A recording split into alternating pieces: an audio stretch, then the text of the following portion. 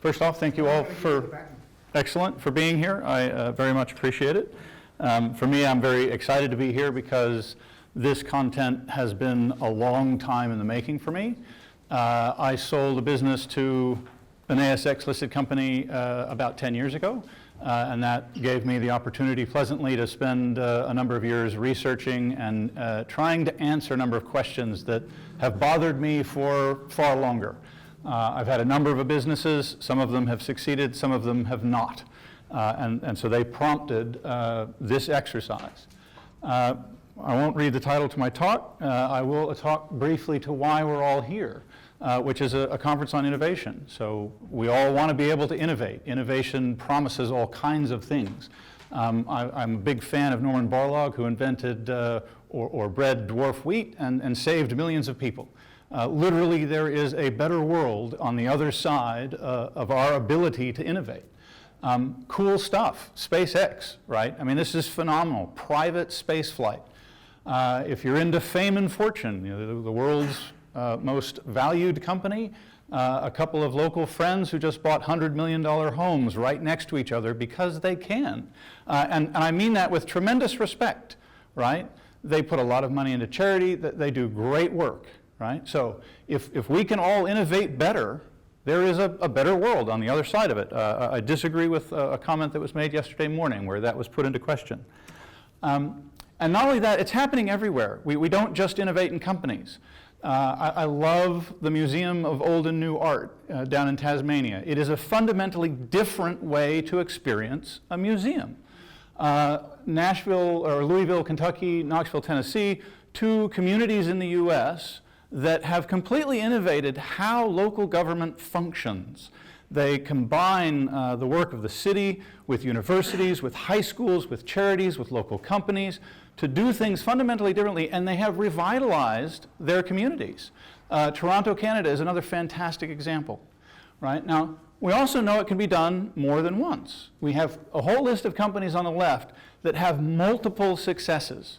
This isn't luck. There is an approach that can work, and you can repeat it, right?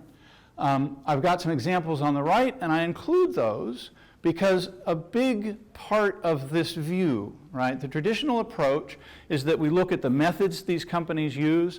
I included the hundreds of thousands of startups that are successful because we look at the startups and think the methods might have a role. We look at the products that are disruptive, and we assume that there are characteristics of those products that if we can figure them out, we can apply those characteristics to other products and have successes, right? Now, importantly, it happens everywhere. But there's a real dark side to this.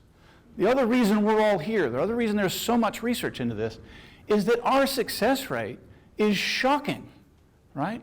The world's best and brightest work in innovation. Work in R&D labs. Now, yes, in academia, and yes, in research labs, and yes, in other places, so it's not an exclusive pool. But I've interacted with these people repeatedly, right? These are really, really smart people. And there is plenty of money, right? There is plenty of money out there. And yet the failure rates are still shocking, right? If you looked back at this exercise and predicted that, no one would believe you, given the amount of money and intelligence that goes into these exercises. And it's across the board, right? VC-backed startups, terrible. Innovation initiatives, terrible. New products. I've got internal change programs. That's the best stat that I could find, right? And okay, sources vary a little bit, but you know, no matter who you ask, the results are ugly. I've included charities down there because that's a particular area where I think we're ripe for some really juicy innovation. Now, the reality, right? All of that failure rate, there are assumptions about complexity, there are money, execution, right? We come up with all of these rational explanations for why that failure rate is so bad. I'm going to put to you something very, very different. I'm going to say, actually, no, we're really, really good at making really complex, really cool stuff, right? If you had told me when I was a kid that we'd have self-driving cars, right, that I would be buying that drone for my son for a Christmas present? Impossible, right? Hoverboard material, not going to happen. But there you go. This is a an underwater drone, by the way, that's been released. Very cool, right? We're really good at it. That's the reality, right? Now, so if we're so good at this, why does it fail? Let's take a look at another reality, right? We are shockingly bad at predicting, right? Netflix tried to sell itself to Blockbuster on multiple occasions, right? That's a failure on both parties, right? They were bad at predicting that they were going to be hugely successful. Blockbuster was shockingly bad at going, hang on a minute, this world's changing, right? I love this picture of Justin Bieber, right? Right? Who remembers the fashion trend of pants falling down, right? You still see it every once in a while. Pretty much it's gone, right? But no one would have predicted that that was going to be a fashion trend. Does anyone know the story behind that? Okay. When you get released from jail or county jail in the US, but when you go in, they take your belt and your shoelaces to stop self-harm. So when you get released, generally speaking, you don't take your time to put them back on. You're pretty much just getting out of there. So in certain communities in major cities in the US, jail time confers status. So when they walk out of jail, they have more status than they went in within their community. Well, you know what? They never bothered to put their pants back up or their belt buckle back on or their shoelaces back in because now they walked around in that community with status. That was seen by others, right? A particular artistic community looked at that and adopted it, and from there we have that trend. Now, why did it fail? Well, your pants fall down at the party one too many times, it's not conferring status anymore, right? But I love it. Pet rock, another great example, right? If you look up, there are interviews with the guy who invented the pet rock, right? And he laughs. He found it hysterical. It was a joke for him. He did not predict that it was going to sell 4.5 million units, I think, and make him a multimillionaire in 1973, I think it was, right? Kodak, okay, everyone knows the story of Kodak. They invented digital photography. How could they not know, right? And the reality is they had all of the data, right? This is an important thing that everyone should realize. Same with this mobile phone exercise, right? When the iPhone was released, all of the companies that made these awesome mobile phones had the data on BlackBerry that showed that the BlackBerry was used 90% of the time not for phone calls. They were using it for email, they were using it for documents, they were using it for all kinds of things. So all of the executives involved, they had the data, right? But they were shockingly bad at predicting what would be adopted, what projects they should select and fund and develop and roll out as products, right? That, I would put to you, is our problem, right? Because right now we're looking at startups. Oh, let's do what startups do. They're able to do this. So what methods do they use, right? Agile and Lean, look, these are powerful tools. I'm an entrepreneur, I've used them, I love them, they're tools. But they're like a Phillips head screwdriver. If you got a Phillips head screw, it's a great tool. If you don't, it doesn't do you any good, right? You got a bolt on a nut that it's not gonna work, right? The real problem I see with them is that people have abandoned the idea that you can predict, right? They're looking at the consumer market and saying, well, we can't know, so let's just fail fast. Let's put it out there and see, right? Fundamentally reject that, right?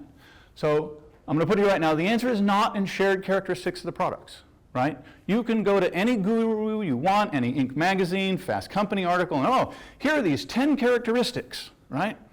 I will find you more examples of products that have those characteristics and failed, right, than you can stack up of products that have those characteristics and succeeded, right?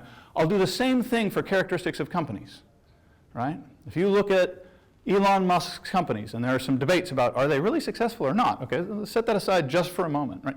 These are radically different companies, right? And the characteristics that define them are radically different. Procter & Gamble and Atlassian are as different as two companies can be, culturally, product-wise, thinking, paradigms, you name it, right? And it's definitely not in the methods of startups, right? I love startups. I've had some wins, some losses, thankfully enough wins that I've been able to spend the last many years looking at this and trying to answer the question, right? But I would put to everyone here that what we really need to do is look at the other half of the equation, right? We're looking at our products. We're looking at all these rational decision processes about needs and unmet needs and underutilized needs, and is the price point right, and how do we go to the consumer and gather data and all of this. And don't get me wrong, we need to do that, right? But that's not where our attention should be temporarily, right? We should look at the other half, and that is the human decision process. That's a universal element. Inside the company, why are executives picking the projects that they are and overlooking the other ones? Why did Kodak and Motorola have all the data and pick wrong, right? Why do we have so many unexpected outcomes with the market? Well, I would propose we have a very clear need, right? What we need is a model for human behavior and choice, very specifically adoption decisions, that is based on evidence, that's practical. You can use it. It's not like all of the biases where, you know what, in this tiny little narrow space, you can apply your knowledge of an intrinsic bias to determine an outcome. That doesn't do us any good, not in the real world, right? And it delivers predictive accuracy. That's what we're after, right? We want to go, if I deploy this, how are people going to decide on it and predict that correctly? As I've just said, this is specific to 3 questions for me, and these were the 3 questions that I set about to answer. Why are large, non-founder-led companies so bad at this exercise, right? Why does staff in organizations resist change programs that are in their benefit, right? That are clearly in their benefit, that they rationally acknowledge are in their benefit? And why are there so many unexpected outcomes in the marketplace? Why do we deploy so many products and then not get the result that we expected? And I'll put to you, not that anyone's taking notes, but if you were, this is the money slide, or at least this is one of the money slides. The reality is that human beings, we all acknowledge that we have genetic traits, eye color, height, all manner of things. We also have genetic traits that motivate us to pursue certain relative outcomes, right? So these are not genetically dictated behaviors. They don't dictate that, I don't know, we're going to yell and scream, right? That we're going to pick fights, right? They dictate that we're going to pursue certain things, right? Now, belonging, no one would question that, right? There's a preponderance of evidence on the fact that we are social creatures. The very same pain circuit in your brain that is triggered when you are poked in the leg or trip and break your ankle or what have you, is triggered by social rejection, right? That is a piece of the evidence that supports the conclusion that we are unquestionably driven to belong. We have to be part of groups, right? Status. We pursue relative status. In the history of humanity, in huge reams of literature, from a number of disciplines, no one would even bat twice about that, right? Everyone accepts that human beings are motivated by status. Surprisingly, in key arenas of academic study, it's completely missing, right? Now, to compete for relative status, there are a number of things that we have to have, right? We have to be able to relatively compare ourselves to someone else.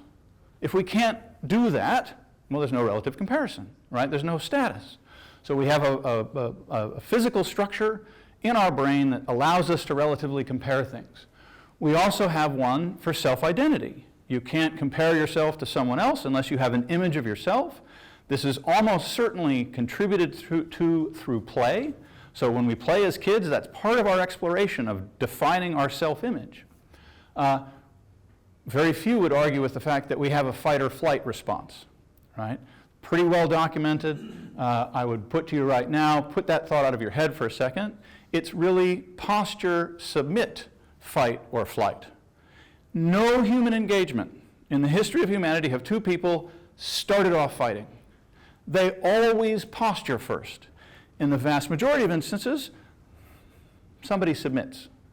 And if you're familiar with dogs, I love dogs, right? You can see this in dogs all the time. This is a very old neural structure, right?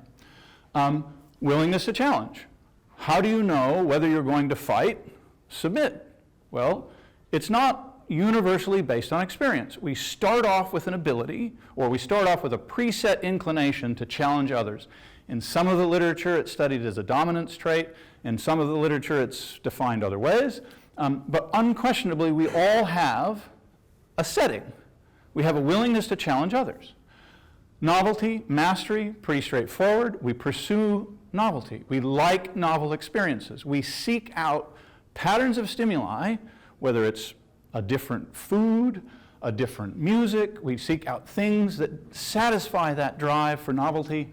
And mastery in this case, very important, the definition is, it's a relative definition.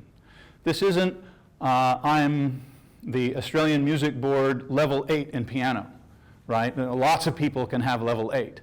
To me, that means you've got mastery. I mean, you can play beautifully. But this is a relative position. Your skill at a particular craft or activity relative to others. You have mastery if you're better at it than everyone in your community, right? Or your social group. This is not a complete list. There are many more. We pursue and value gossip, right? Gossip has a very specific definition. It's information on the sexual partners or potential sexual partners of other people, or events that impacted their relative status, right? Why do we pay, why is it Who Weekly? One of those, why, new idea. Why do people pay for that, right? Why do we watch reality television, right? Gossip, right? We love it, right? Now, I'd argue for a whole lot of other traits, right? But the evidence is less definitive. Narrative is in there, purpose is in there, so not a complete list. But these are the key ones when it comes to innovation and new products. Now, really, really important. These are relative outcomes, right? They only exist when you compare people, right? Status is a great example. This person has more status than that person. This is going to drive all of the economists nuts, right? They cannot deal with it, right? And I've had conversations with a number of them. They can't compute. It doesn't work out to $1. Hang on a minute, I can't do that. It's also scarce. Now that they understand, but they don't appreciate the nature of scarcity in this case. Status, if everyone had status, no one would have it. That's relative, but that's also scarcity. No matter how good the population you're dealing with is at something, no matter how much mastery, you get all the pianists in the world, somebody in the room has more status than the next one down the rank, okay? It's also contextual. No matter how much status you have on an NBA basketball court, you have no status in an operating theater, and vice versa, right? Now, despite that complexity, right, the neural structures in our brain deal with these issues quite easily, and whether we're aware of it or not, we're pursuing these issues and judging these things every room we walk in, right? We all walked into this room. I won't try and get too far ahead of myself, but now these are genetic traits. They're polygenic traits, which means there are lots of genes contributing to them, just like height. So they manifest on a spectrum. Not everybody in society pursues status the same way, just as not everyone is 7 feet tall. Some people pursue it a lot, some people pursue it very little. The vast majority of us are in the middle. They're evolved traits. You get a bell curve. Now there are two combinations, or rather a combination of two traits that are really, really important when we consider adoption decisions. They are how willing you are to challenge other people and your pursuit of status. Now, both traits appear on a bell curve. Mash those bell curves together, you still get a bell curve, right? It's tall, it's thin, okay? I'm only going to talk about two, optimizers and then all the rest who are basically reluctant. Optimizers are people who have a high drive for status and a high willingness to challenge. The vast majority of entrepreneurs fall into that category. That does not describe most entrepreneurs, right? Everyone else has a reluctance to challenge. That's the innate state. The average reluctance to challenge for all people is disproportionately reluctant. We don't like challenging people. There's a great piece of research that talks about the fact that people giving constructive criticism to others, negative feedback in performance reviews, are just as uncomfortable as the people receiving it, right? We don't like doing it. There's a great study where they give people a card with 3 lines on it, and one of the lines is shorter than the others, obviously so. And most of the people are a plant, and they hand it out, and the people go, oh, they're all the same.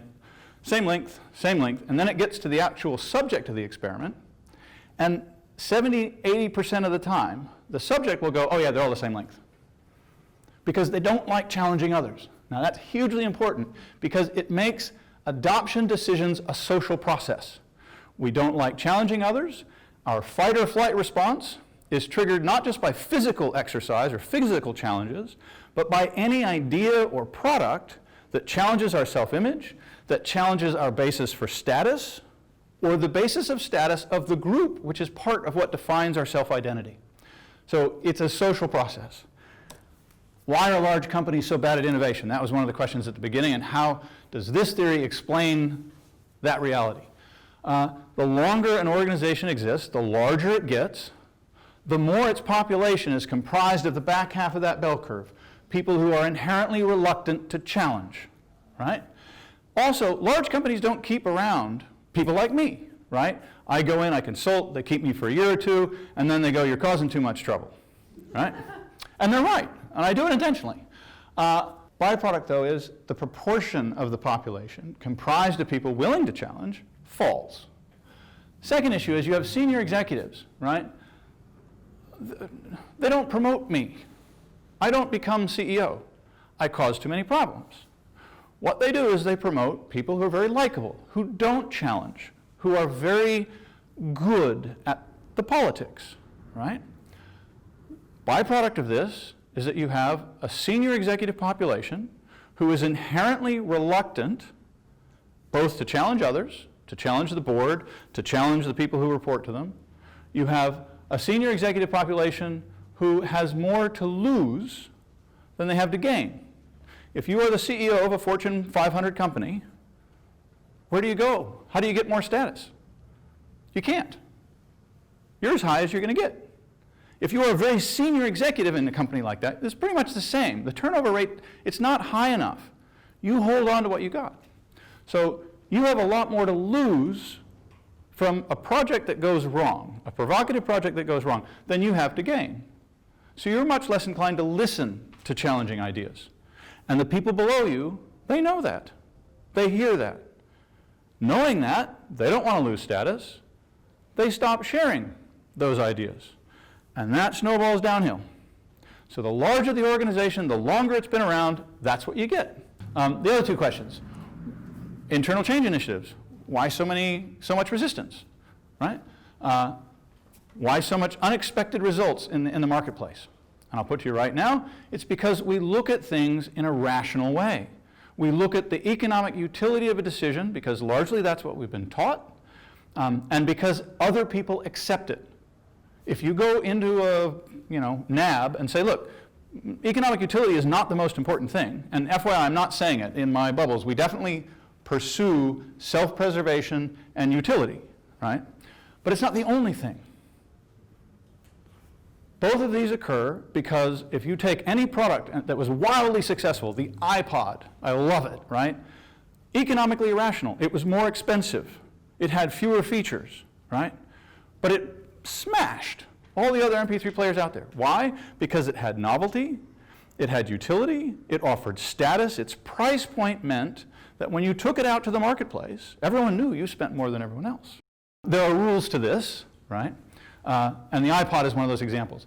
It was originally delivered to a niche market, or a niche market, however you pronounce that.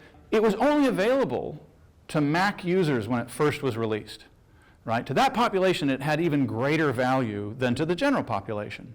Now, importantly, Mac users had higher disposable income. They generally had more status in their social groups than everyone else. They were designers, they were musicians, they were cool.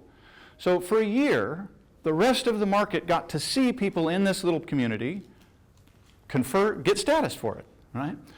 Big one, offer lots of forms of value. Think about all of those drive traits, not one. When you create a product, when you propose something up the chain, don't propose it thinking economic utility is going to get you the answer you want. Definitely don't try and trigger resistance. Avoid it if you can. And if you challenge the self-identity of any population, you are going to get resistance. If you challenge the status, the basis of a group to have status, you're going to get resistance. Definitely start with as small a population as possible, because what the mainstream wants is to see other people succeed. They want to see those people not lose status and get these other benefits. And when they see that, it's psychologically safe to make the same adoption decision. Make it public, right? Salesforce did a great job with really cool jackets for a while, and they have these big events so that everyone knows that if you've bought Salesforce, this purely business-to-business product, everyone still knows that you bought Salesforce, right? iPod, same thing. People walked around carrying it. Beautiful example of a public aspect to the decision. There is an application for changing paradigms we don't have time for. And then obviously you still have the normal prerequisites. If you offer something that really is not ever going to succeed from an economic utility standpoint, it's never going to get very far, right? You might have a pet rock on your hands, but the pet rock disappeared too. So yeah, I'll stop there.